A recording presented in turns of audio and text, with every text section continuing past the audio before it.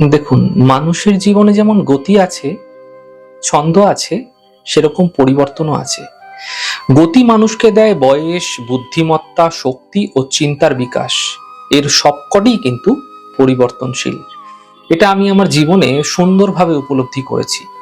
খোলা বারান্দায় চেয়ারে যখন একা বসে থাকি, তখন ভাবি যে পরিবর্তনই কিন্তু চণ্ডাশোককে ধর্মাশোকে পরিণত করেছে, আবার নেপালের রাজপুত্র সিদ্ধার্থকে গৌতম বুদ্ধে পরিবর্তিত করেছে। রামায়ণের দস্যু রত্নাকর বাল্মীকি মুনিতে পরিবর্তিত হয়েছিল। তবে কি জীবনে পরিবর্তনই সত্য? হয়তো তাই। দেখুন, জ্যোতিষ আমার জীবনে ধূমকেতুর মতো ঢুকে পড়েছিল। আর জ্যোতিষ দূরবীনে চোখ রেখে দেখতে পাই এবং বুঝতে পারি কেন আমার জীবনে ছোট ছোট ঢেউয়ের মতো ছোট ছোট পরিবর্তন এসেছিল। মাঝে মাঝে মনে আসছে কি নিদারুণ অবমাননা হচ্ছে এই শাস্ত্রের অর্থের আকাঙ্ক্ষা।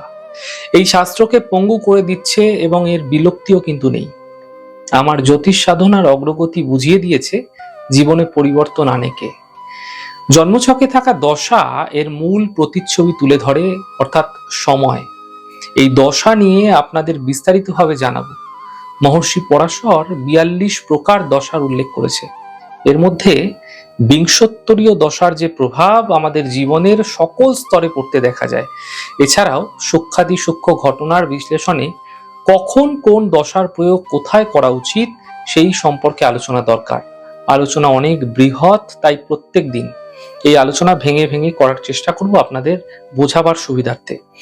আর বলে রাখি, যারা জুলাই মাসে জ্যোতিষ কোর্সে ভর্তি হতে চলেছেন তারা নিচে দেওয়া নাম্বারে কিন্তু যোগাযোগ করতে পারেন।